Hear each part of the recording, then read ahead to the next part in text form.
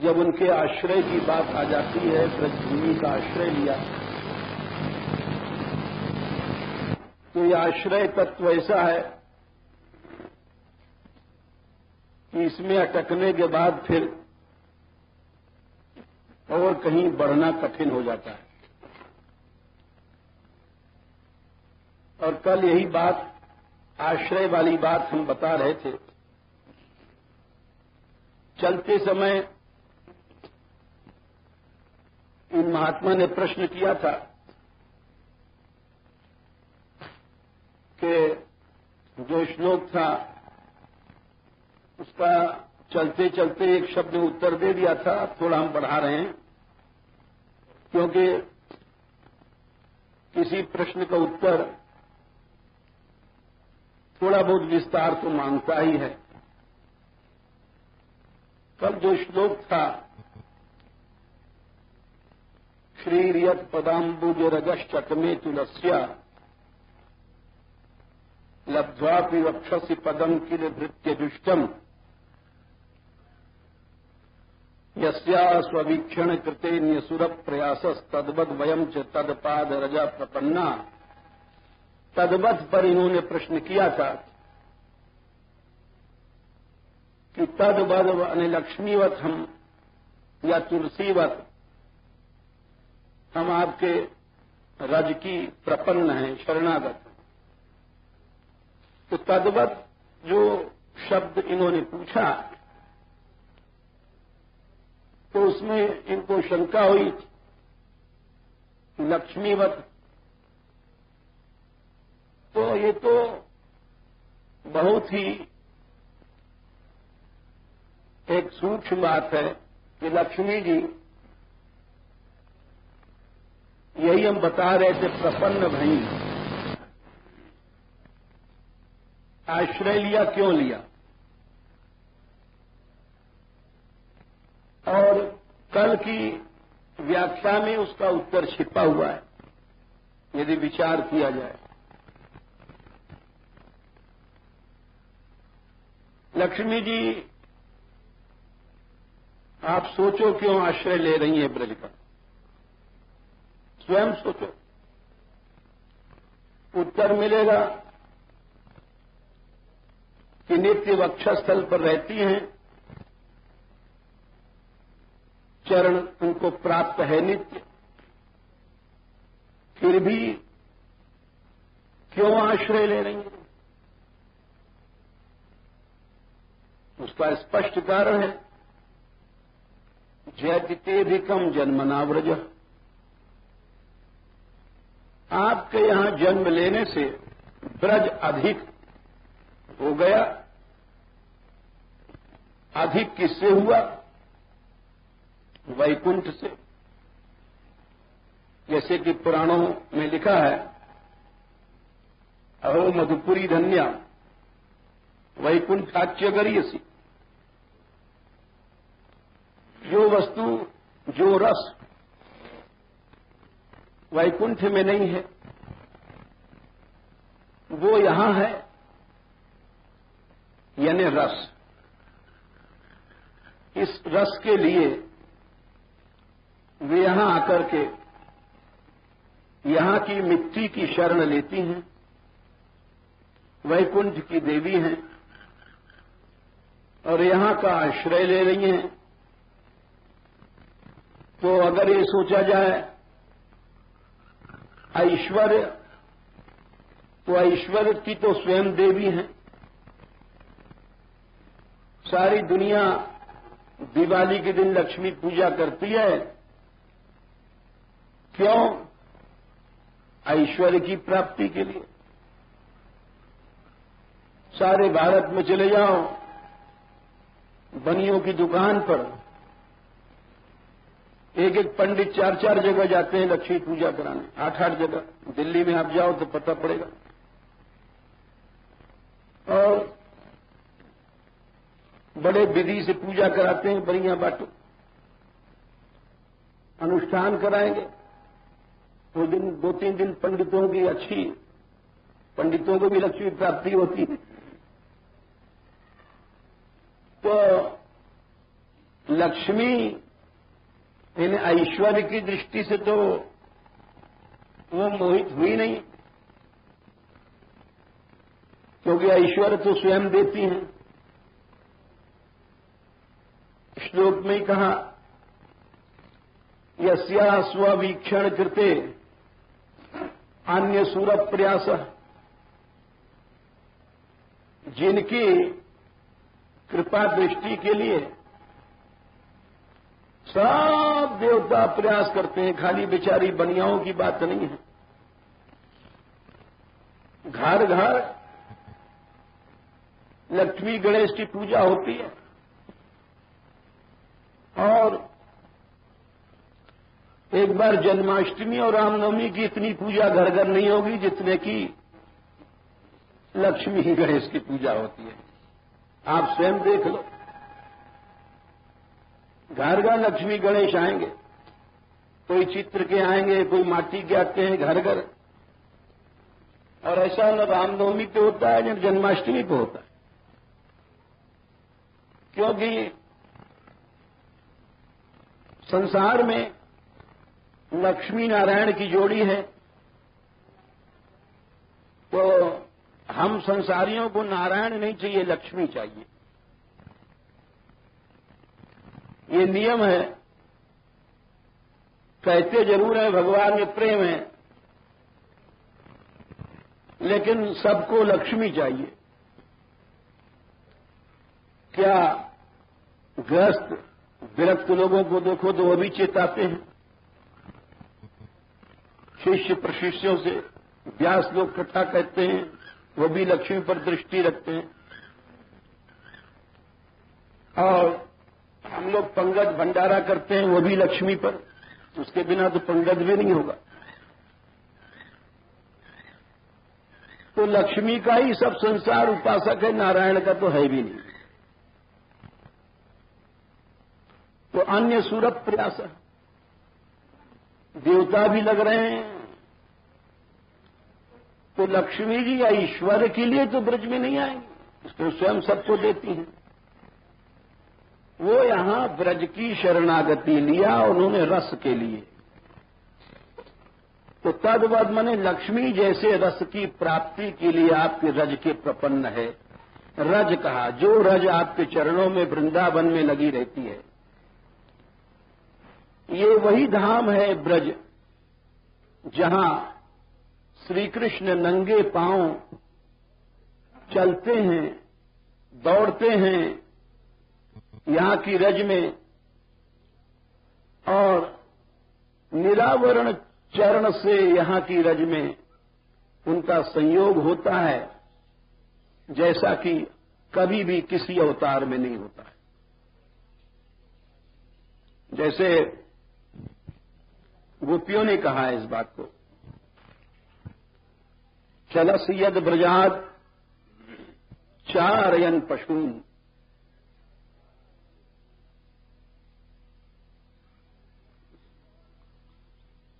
नलिन सुंदरम नाथते पदम। ब्रजगोपियां कहती हैं, महाराज आप नंगे पांव से गैया चराते हो, कैसे चरण हैं? नलिन सुंदरम, कमल से भी अधिक सुंदर हैं। हे नाथ, आपके चरण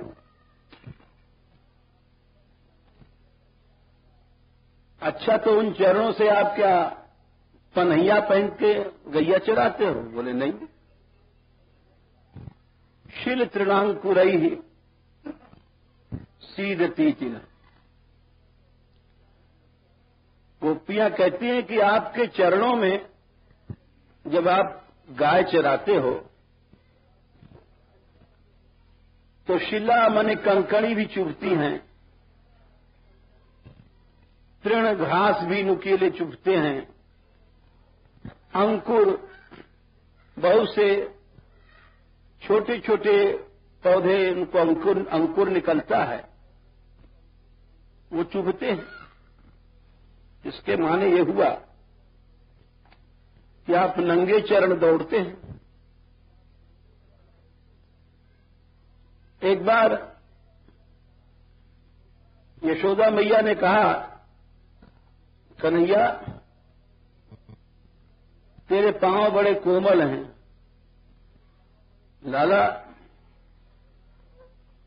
तेरे लिए पनैया बनवा दें और जूती पहन के जाओ कर गैया चरा गए। तो श्याम सुंदर बोले,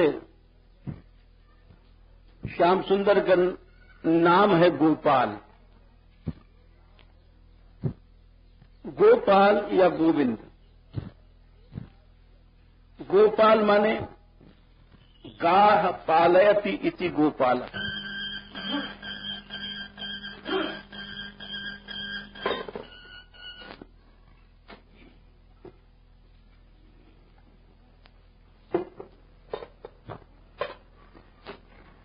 गाय पालते हो, जो गाय सेवा करे, गो सेवा करे, वो गोपाल है। गाह विंदति इति गोपाल। विंद रक्षणे धातु, जो गायों की रक्षा करे। तो गो सेवा ऐसे थोड़ी होती है, एक आदर्श सेवा श्याम सुंदर ने दिखाया। बोले मां ये गैया मैया है, तू ही तो कहो करे। यशोदा मैया बोली, हाँ लाला हमारा तो गोधन यही इष्ट है, गैया मैया है। तो बोले कि हम तो पनैया पहने, पहले तू जितनी मैया हैं हमारी गैया मैया, इनके सबके लिए एक पनैया बनवा दे, फिर मैं पहन लूंगा। तो यशोदा जी चुप हो गई। क्यों हो गई? कि स्वयं गोभक्त थी। यशोदा जी ने एक जगह कहा है, ये जो कृष्ण रूपी धन है, ये पद नंदगांव में गाया जाता है गोपाष्टमी के दिन। यह धन धर्म ही ते पायो, यह धन धर्म ही ते पायो। नीके राखे यशोदा मैया, नीके दिन दिन बढ़त सवायो, यह धन धर्म ही। जो धन धुर्यो वैकुंठपुरी में, जो धन शिव का है, हाँ क्षीर सागर में, तो वो धन धर्म से मिला। यशोदा मां ये सब गाय को इष्ट मानते थे ब्रजवासी, और इसका बहुत प्रमाण है। दिन रात सेवा करते थे। जब कृष्ण जन्म हुआ, सबसे पहले नंद बाबा ने गोदान दिया। इसीलिए मां चुप हो गई कि हमारो लाला धर्म करे, धर्म से ही हम बढ़ेंगे। गो माता का आशीर्वाद है, ये हमारे लाला को, हमारे कन्हैया को ये आशीर्वाद बढ़ाएगा।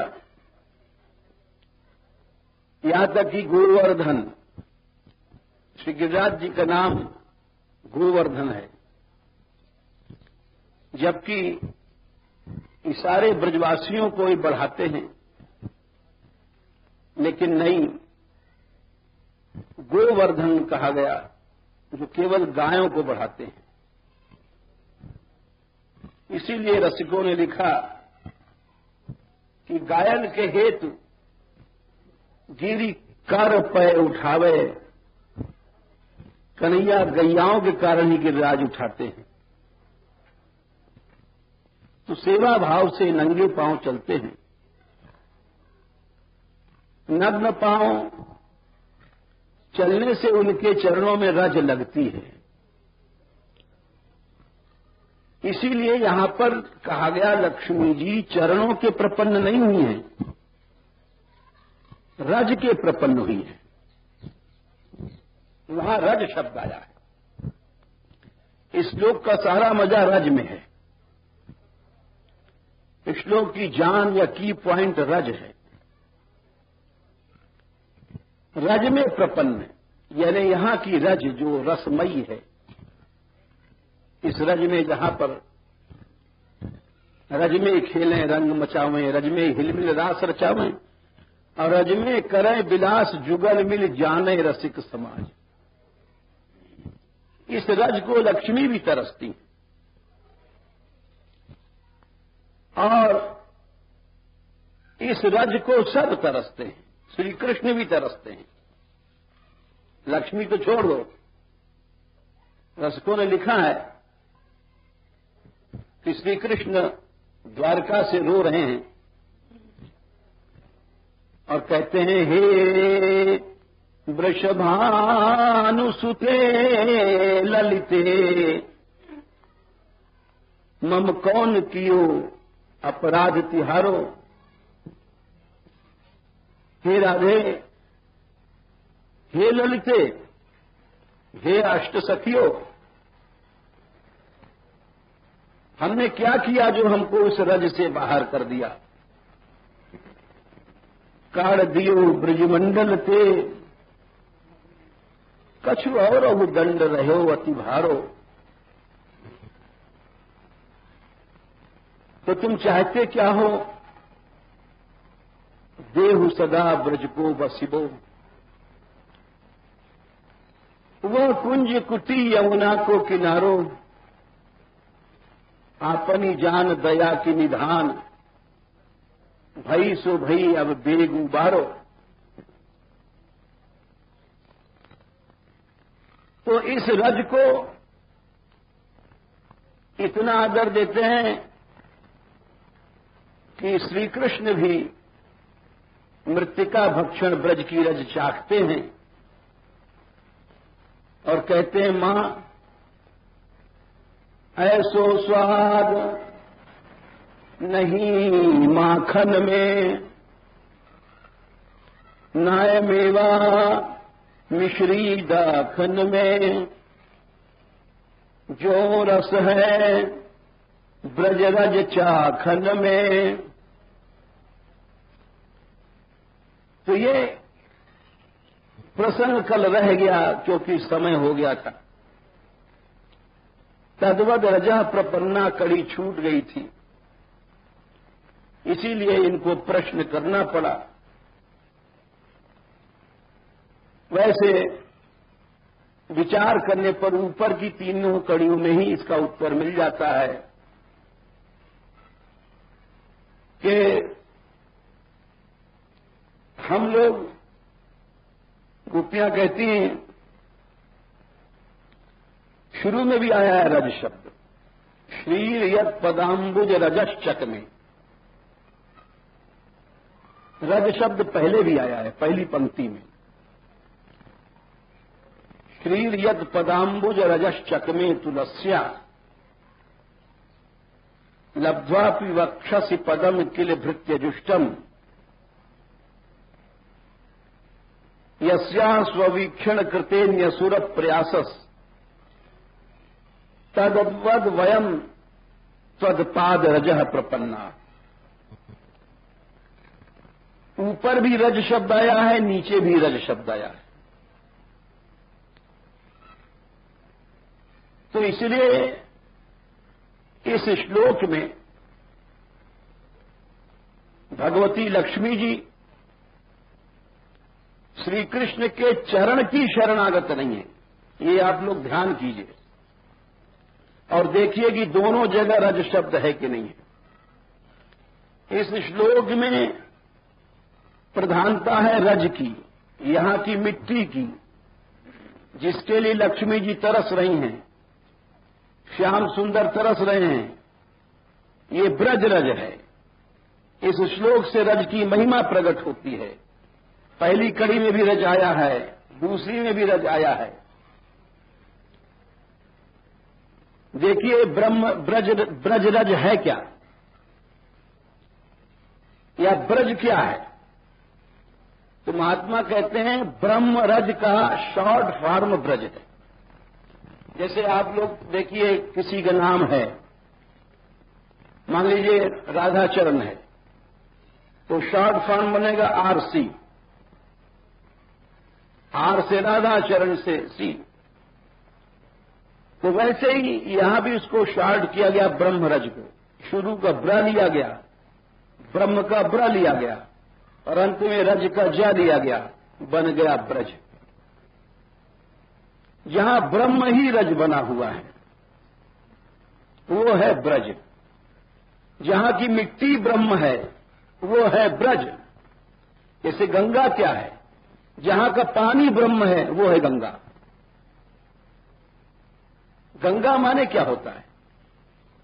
गम धातु से गंगा शब्द बना है।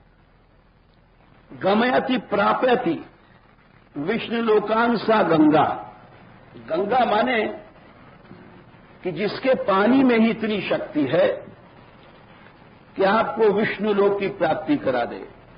उसके सेवन से ही आपको वो वस्तु मिल जाएगी जो सबको दुर्लभ है, योगियों को दुर्लभ है। उसी तरह से ये ब्रज है। यहां की मिट्टी में ही वो सामर्थ्य है कि आपको वो वस्तु दिखा देगी जो लक्ष्मी को दुर्लभ है, जो ब्रह्मा को दुर्लभ है, जो शिव को दुर्लभ है। इस कारण से इस श्लोक में रज की प्रधानता है। ये मैंने बहुत पहले देखा था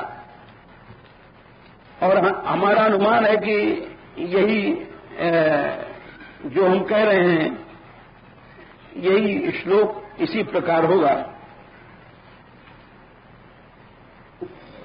हां, ऊपर भी रज है और नीचे भी रज है। तो इसलिए तद्वत से मतलब लक्ष्मी जी क्या चाहती हैं? लक्ष्मी जी यहां की रज चाहती हैं, इसीलिए यहां का आश्रय लेती हैं। लक्ष्मी जी यहां के ऐश्वर्य से मोहित होकर नहीं आई। रस देखा कुंजों में, यहां की लताओं में, यहां के पत्ते पत्ते पर जो रस बहा, जिस रस को आज हम लोग गा रहे हैं, सैकड़ों यति महात्मा गाते आए, और जिसकी इच्छा में यहां पर बड़े बड़े राजा भी अपने राज्य को छोड़ करके, बड़ी बड़ी रानियां मीरा आदि भी यहां ब्रज का आश्रय लेती हैं, भिखारिन बन करके घूमती हैं। जो महारानी थी इसी समय में, और साधारण नहीं, श्रेष्ठ वंश की, सम्मानित, और जिस रज में भिखारिन बन करके घूमती है, जिस मिट्टी में, वो रज, उसकी महिमा यहां गाई गई। अन्यथा लक्ष्मी जी को क्या आवश्यकता पड़ी यहां आश्रय लेने की? तो तद्वद से मतलब ये महत्व का शब्द था। तद्वद माने उस रज रूपी रस या रस रूपी रज, जो श्री कृष्ण के रास करते समय, जैसे हमने कल अंतिम समय पद कहा था, वृंदावन धूर धूसर रास रसिक रंगी। भाई, ऐश्वर्य की भूख देवताओं को हो सकती है, आप सोचो, लक्ष्मी को कहां से होगी? जो देवताओं को ही देती हैं। हमको आपको हो सकती है भी। हम कहते हैं ऊपर से सब लोग कि हमें कुछ नहीं चाहिए, लेकिन सबको जब रुपया मिलता है, गरम गरम नोट, सबको प्रसन्नता होती है। इसलिए ऐश्वर्य की दृष्टि से लक्ष्मी जी तो ब्रज में आई नहीं। ये एक बड़ी ही साधारण सी बात है, इसको समझने में बहुत परिश्रम की आवश्यकता नहीं है। इसीलिए यहां पर जीव गोस्वामी जी लिखते हैं, श्री का मतलब संपद अधिष्ठात्री, के संपत्ति की जो अधिष्ठात्री मूल है, जहां से संपत्ति चलती है, और जिसका भूखा, जिसकी भूख सबको है, श्रेष्ठ देवताओं को भी है। दुर्वासा ने जब शाप दिया, लक्ष्मीहीन हो गया स्वर्ग, तो लक्ष्मी के कारण समुद्र मंथन हुआ। इंद्र, एक बार दुर्वासा जी आ रहे थे बैकुंठ से, भगवान की प्रसादी माला पहने भय, तो उस माला को उन्होंने इंद्र के गले में डाल दिया, प्रसादी समझ के भगवान की है। इंद्र दंडोत प्रणाम कर रहे थे, हाथी पर बैठे थे, ऐरावत हाथी है, तो दुर्वासा जी ने अपने गले से उतार के भगवान की प्रसादी दे दिया। इंद्र को बड़ा बुरा लगा, अरे हम इंद्र 35 करोड़ देवता हमारी सेवा में, और ये बाबा जी ठहरा, दाढ़ी बड़ी बुरी तरह बुरी शक्ल है, और बताओ हमारी कोई इज्जत नहीं, अपनी जूठन माला दिया। उस माला को उतार करके उन्होंने ऐरावत हाथी के गले में डाल दिया, और ऐरावत ने उस सूंड से उठा के अपने पांव के नीचे कुचल दिया उसको। दुर्वासा देख रहे हैं। बस दुर्वासा जी ने कहा, अरे इंद्र इतना मत हो गया तेरे को, तीनों लोग का मालिक समझ कर गए, अरे भगवान की प्रसादी को माथे नहीं लगा, या सब लक्ष्मीहीन हो जा, बस जितने देवता सब बन, तीनों लोग लक्ष्मीहीन हो जाए। अब जिसकी श्री चली गई वो किसी काम को नहीं रहता, सब देवता लक्ष्मीहीन श्रीहीन हो गए। समुद्र मंथन हुआ, फिर लक्ष्मी जी जब प्रकट भई, तब भगवान की कृपा से इन लोगों को कुछ इनकी प्रतिष्ठा बनी।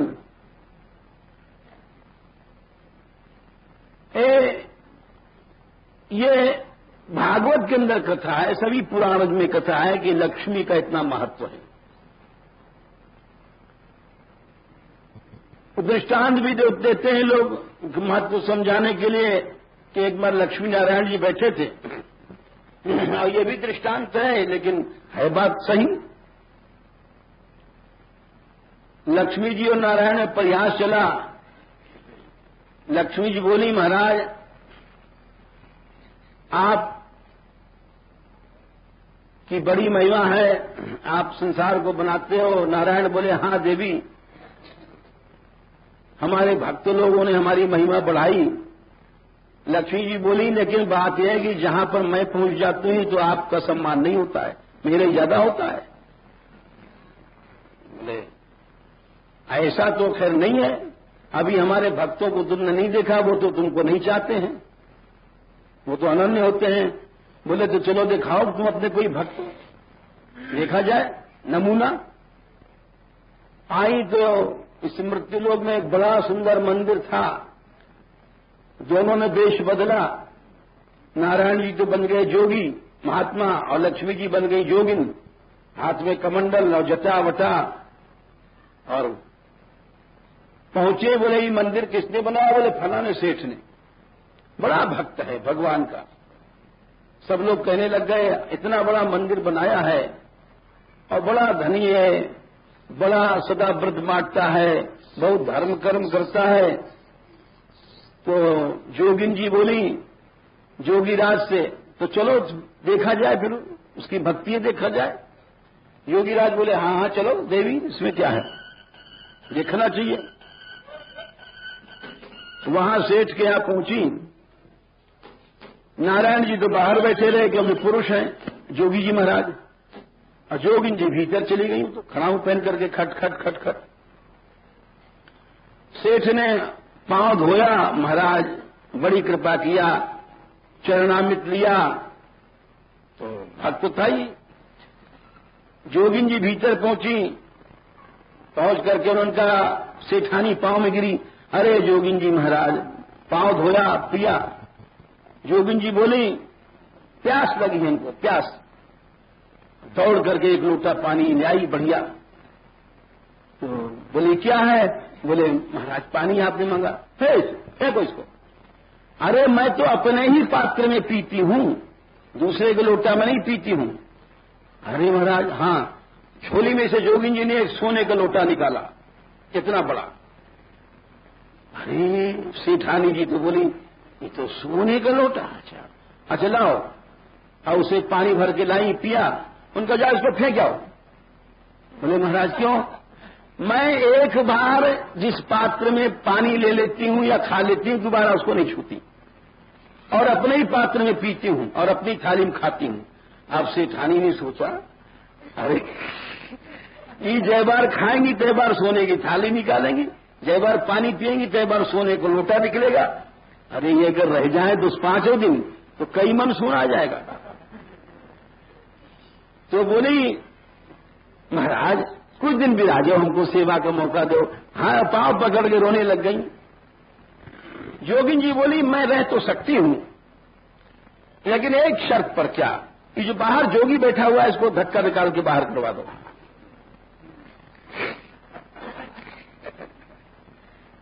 सेठानी बोली अरे जोगिन जी अभी एक धक्का दिलवाती हूं। बाहर आई, सेठ जी को बुलाया अलग ले जाकर के। सेठ जी बोले क्या है? सेठ जी बोले महात्मा आए, इनको लाओ, कुछ खिलाओ पिलाओ।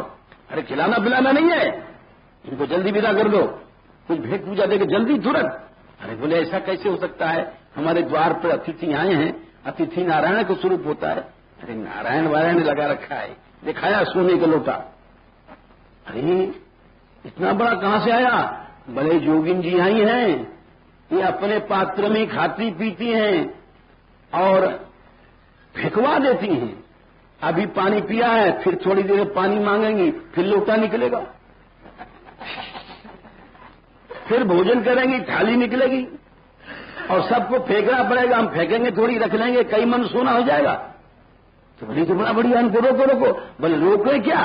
उन्होंने कह दिया है कि जब तक ये जोगी रहेगा जब तक मैं नहीं रख सकती, इसको विदा कर दो, जल्दी से विदा कर दो। बोले भाई सेठ जरा कुछ धर्मात्मा था, कैसे विदा करें? अरे इनको भेंट पूजा देंगे, इनको भेंट चाहिए, जाओ। अच्छा। आए सेठ जी, नारायण से बोले आसन वासन दिया, एक कुछ का आसन डाल दिया, गरीब थे बेचारे, बैठी जोगिन जी। अच्छा क्या सेवा करें महाराज? जोगिन जी पानी लाओ। दौड़ के बेचारे एक टूटे फूटे लुटिया से मिलाए, इसमें नहीं पीते हम। बोले महाराज फिर? बोले हम अपने पात्र में पीते हैं। अरे महाराज आपका पात्र? हाँ देखो, झोली में हाथ डाला, एक चमाचम सोने का बड़ा सा लोटा निकला। बोले हम इसमें पानी पीते हैं। ब्राह्मण ब्राह्मणी देखने लग गए कि क्या माया है।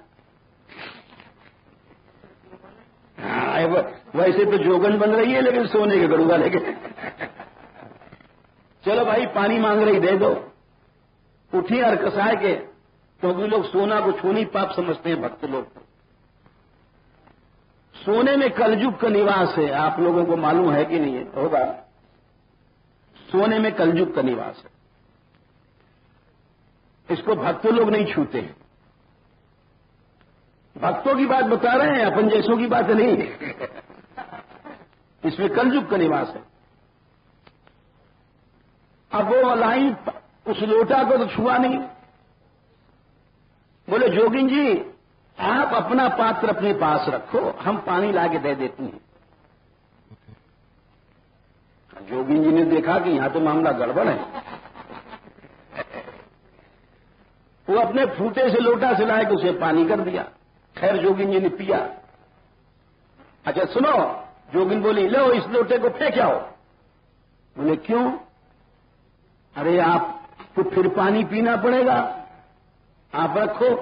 बोले हम नया नया हमेशा पात्र निकालते हैं और इसको अभी जब प्यास लगेगी फिर नया लोटा निकलेगा हमारा, फेंक आओ। अब न वो ब्राह्मण उठे न ब्राह्मणी उठे। बोले तुम लोग क्यों नहीं फेंकते? बोले महाराज हम लोग सोना नहीं छूते। अब तो जोगिन जी का चेहरा उतरा। बोले जोगिन जी आप ही खड़ी होकर के फेंक दो इसको। हम लोग क्या करेंगे? हम लोग तो तुलसी दल है, गंगा जल है, प्रभु के नाम गुण गाते हैं। अरे क्या प्रभु प्रभु लगा रखा है? जोगिन जी बोली, अरे तेरा झोपड़ी में रहता है, कष्ट पाता है, हम तो तेरे ऊपर दया करने आए हैं। एक आध थाल कटोरा भी लखरेगा सारे जन्म खाएगा। बोले महारानी ये सब हम लोग नहीं छूते हैं, हमें यही गरीबी बढ़िया है। उतने में बाहर से एक जोगी जी आवाज दिया नारायण जी ने, आओ नारायण हरि। देखा जोगी जी हैं, आओ महाराज आओ महाराज। उन्होंने भी कहा कि हमें पानी लाओ। पानी लाने के बाद उन्होंने वही टूटा लोटा दिया। टूटा लोटा देने के बाद उन महात्मा ने उसी लोटा से पानी पिया। समझ गए विरक्त महात्मा। पांव पकड़ के रोका, महाराज आप कोई दिन विराजो। और दोनों जने बात कर रहे हैं, अरे इस जोगिन को जल्दी विदा करो, ये माया रूपड़ी। इसमें तो कोई भक्ति भाव तो है ही नहीं है।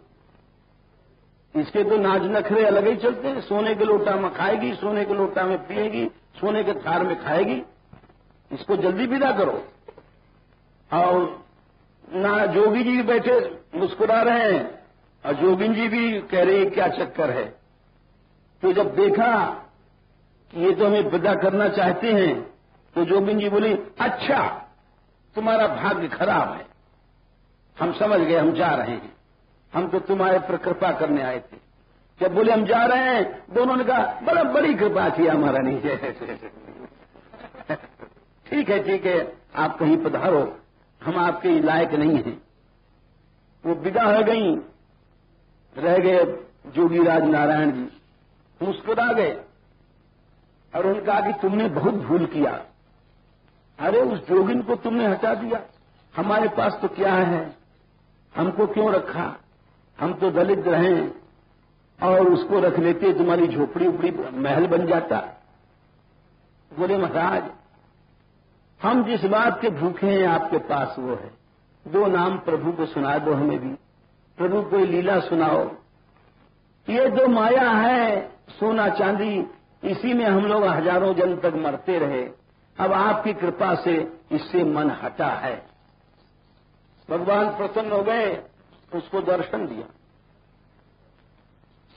तो ये हमने इसलिए सुना रहे हैं कि संपत्ति की भूख तो सबको है। अन्य सूरभ प्रयास अन्य देवताओं को है, सबको है। स्वयं संपत्ति देती हैं। इसीलिए यहां पर जीव गोस्वामी जी ने जो लिखा था, संपद अधिष्ठात्र्या, कि जो लक्ष्मी जी संपत्ति देने वाली हैं, वे लक्ष्मी जी यहां पर आईं और यहां का आश्रय लिया। तो आप लोग स्वयं सोचो, कि आश्रय लक्ष्मी जी क्यों लेती हैं? रस के लिए। संपत्ति को स्वयं संसार को देती हैं।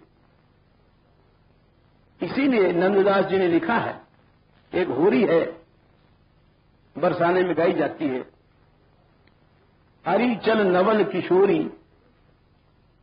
गोरी घोरी होरी खेल न जाए। नंददास जी का पद है, बहुत प्रसिद्ध पद है। और इस होरी को सुनने के लिए समाज में हमारे बाबा तक आते थे, इतनी पसंद थी उनको होरी। वहां श्री राधिका रानी लीला ऐसी है कि होरी में श्याम सुंदर आए हैं, अपार टोल है ग्वाल बालों का, और वहां बहुत सी गोपियों के यूथ हैं, अपार यूथ खड़ा है, दोनों तरफ सखा और सखियों का। श्याम सुंदर आए, देखने लग गए चारों तरफ, श्री राधिका रानी नहीं थी। होरी का खेल शुरू हुआ, लेकिन नहीं जरूरत नहीं। होरी के खेल के बाद वो उदास रहे और विशाखा जी से कहते हैं कि श्री राधिका रानी कहां है? आंखों में इशारे में कहा। विशाखा जी समझ गई और वे जाती हैं दौड़ करके श्री जी के पास और उनसे कहती हैं, अरी चल नवल किशोरी, अरी चल होरी खेलने के लिए चलें। वहां पर श्याम सुंदर आए हैं, अरे वहां गोपिन के जूथ जुड़े मन भाई, बड़े बड़े जूथ हैं, परंतु तुम्हारे बिना वहां श्याम सुंदर ने नीचे नेत्र कर लिए, तो आप चलो। श्री जी मुस्कुरा जाती हैं। विशाखा जी समझ गई कि अब चलेंगी तो चुनरी नहीं उड़ाई और श्री जी को बाह में लेकर के भुजा भर करके चली हैं विशाखा जी। जब यहां आती हैं तो होरी का खेल मचता है। ऐसी बढ़िया होरी भई, श्याम सुंदर वहां अबीर या रंग फेंक रहे हैं, प्राण प्रिया ही बचाए, श्री जी को बचा बचा करके फेंक रहे हैं कि कहीं गहरी अबीर की पोट की चोट न लग जाए या कोई पिचकारी की ऐसी धार न लग जाए। बड़ी रसीली होरी भई। उसके अंत में लिखते हैं नंददास जी के शेष महेश सुरेश आदऊ अज अजहू पछताए। इस रस के लिए शेष महेश महादेव जी आज ब्रह्मा आदि भी पछता रहे हैं। और सो रस रमा तनक नहीं चाख्यो जदपि पलोटत पाए। वो रस आज तक रमा माने लक्ष्मी जी को थोड़ा सा भी नहीं मिला, यद्यपि पांव पलोटती हैं, चरण दापती हैं। फिर किसको मिलता है ये रस? श्री वृषभान सुता पद अंबुज जिनके सदा सहाय, यह रस रहत मगन रहत निशिभासर नंददास बलि जाए। ये रस उसी को मिलता है जब वृषभान राजा की सुता पुत्री राधा रानी, जिनकी सहायता ने जिन पर कृपा करती हैं, श्री वृषभान सुता पद अंबुज जिनके सदा सहाय, उन लोगों के हृदय में ये रस आता है। बस यह रस मगन रहत। इस रस के मिलते ही जीव जो अनादिकाल का प्यासा है वो सदा के लिए तृप्त हो जाता है। रस में डूब गया, यह रस मगन रहत निशिबासर। इस रस में डूबने के बाद निशिबासर माने काल की गति का पता नहीं पड़ता। कैसा रात है कि दिन है कि दुख है कि सुख है, ये सब तभी पता पड़ता है जब भगवान से हम लोग बहिर्मुख रहते हैं। देखो भाई, जब प्रभु के रस में मग्न हो जाता है चित्त, तो उसकी पहचान ही है कि उसको दुख सुख मान अपमान हानि लाभ इसका पता ही नहीं पड़ता है। कि पता ही तब पड़ता है जब हम प्रभु से दूर होकर शरीर में उतर आते हैं। ये आप समझो कितनी बारीक बात है। भगवान स्वयं कहते हैं, क्या पता कि ये ब्रह्म में ब्रह्म आनंद में यानी हमारे रस में डूब गया है आदमी। इसको हम बाहर से कैसे पता लगाएं? या समझो आप लोग, भगवान के रस में हमारा तुम्हारा मन डूब गया है, इसका पता कैसे पड़े? तो उत्तर देते हैं भगवान स्वयं, न प्रहृष्येत प्रियम प्राप्य नोद विजेत प्राप्य चा प्रियम स्थिर बुद्धि असम्मूढ़ा ब्रह्मवित् ब्रह्मणि स्थित। 5वें अध्याय के 20वें श्लोक में कहते हैं भगवान, ब्रह्मणि स्थित, हमारे में यानी मुझ भगवान में जब तुम्हारी स्थिति हो जाएगी तब क्या हालत होगी? न प्रहृष्येत प्रियम प्राप्य, संसारी प्रियताओं को प्राप्त करके भक्त खुश नहीं होता है।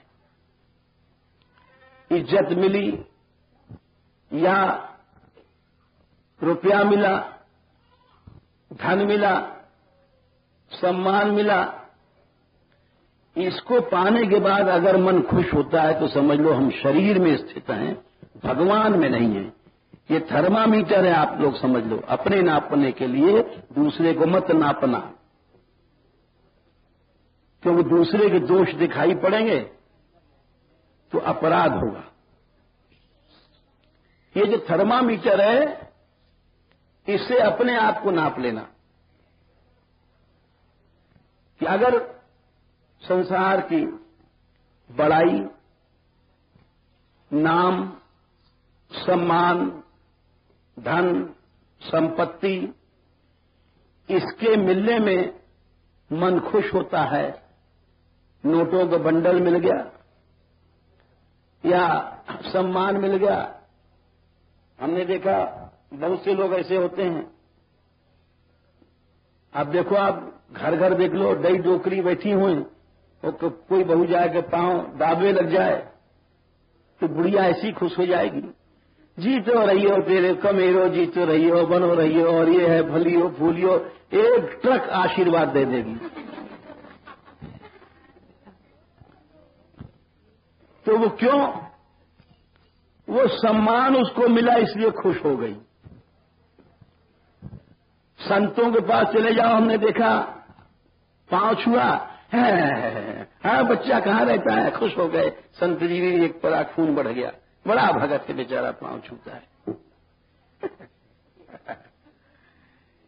ये सब गड़बड़ मामला है। जब हमको सम्मान में खुशी हो रही है तो हम ब्रह्म में स्थित नहीं है। न प्रहृष्येत प्रियम प्राप्य अनोद विजेत प्राप्य चा प्रियम। अप्रिय चीज मिली तो उद्विग्न नहीं भय। किसी ने कहा है मोढ़ा, कहां चल दिया? ये नहीं, देखो क्या बदमाश है, मोड़ा मोड़ा कहता है, संतों से कैसा बोलता है? अरे महाराज कहने से तो तुम खुश हो गए और मोड़ा कहने से उस पर नाराज हो गए, तो गलती तो तुम्हारी है। हम तुम शरीर में स्थित हैं, भगवान क्या कह रहे हैं उसको तो समझो। अप्रिय वस्तु प्राप्त होकर के उदासी नहीं भई मन में, प्रिय वस्तु प्राप्त करके प्रसन्नता नहीं भई, इसको कहते हैं स्थिर बुद्धि। इसको कहते हैं असम्मूढ़, माने माया से मोहित नहीं भय। माया उल्लू बना देती है। वो व्यक्ति ब्रह्मविद, भगवान को जानने वाला है, ब्रह्म में स्थित है, और नहीं तो शरीर में स्थित है। जरा सा अपमान हुआ, ऐसी स्त्रियां फिच फिच रोने लग जाती हैं। मुंह उदास हो गया, नहीं रोए तो क्या हुआ, और जरा सा सम्मान में खुश हो गए, जैसे बच्चे होते हैं, जरा से डांट दो रो जाएंगे, जरा से मिठाई दिखा दो खुश हो जाएंगे। ये क्या है? माया से मूढ़ावस्था है। माया से मूढ़ व्यक्ति ब्रह्म में स्थित नहीं हो सकता। इसीलिए ये लक्ष्मी जी हैं, ये ब्रज की शरण में आई। क्यों आई? ये हमने आपको नंददास जी आदि महापुरुषों के पद से बताया कि इस रस के लिए आई। और तदवद वयम, जिस रस को लक्ष्मी जी भी चाह रही हैं, प्यासी हैं, ब्रज का आश्रय कर रही हैं, उस रस के लिए हम भी, वो रस के लिए तो श्री कृष्ण के पास आई हैं। लक्ष्मी जी भी शरण में आई, अर्थात ऐश्वर्य में सुख नहीं है। सुख है तो केवल रस में ही है। इसलिए गोपियां कहती हैं कि हम आपके चरण रज को चाहती हैं, जिन चरण में ये यहां की ब्रज की मिट्टी लगी हुई है, नाचते नाचते या गाय चराते चराते। जैसे कि ये इसी श्लोक का एक छोटा सा गीत है, गोपियां गाती हैं, लेकिन वो इतना उसका गहरा अर्थ है कि उस गहराई को हर आदमी समझ नहीं सकता। वो गीत क्या है? सब गांव में गाती हैं, लेकिन उस रज की महिमा को समझ के गाना एक अलग बात है। अरे हम क्यों ना भई वीर, बिरज की राज, हम क्यों ना भई वीर। रज होती हरि के चरना न लगती रामा, रज होती। देखिए वही भागवत के श्लोक आ गया, तद्वद वयम पाद रजः प्रपन्ना, वही रज जो चरणों में लगी है। रज होती हरि के चरना न लगती रामा, उड़ उड़ लगती वासावरे शरीर, बंसी वारे के शरीर, मुरली वारे के शरीर, विरज की रज हरे। तो ये रज के लिए लक्ष्मी जी आई हैं। विरचिता भयम वृष्ण धुर्यते, चरण मीषाम संस्कृतेर भयात, कर सरोरुहम कांत कामदम, शिरसि धेन श्री करग्रहम। नमो माधव्यो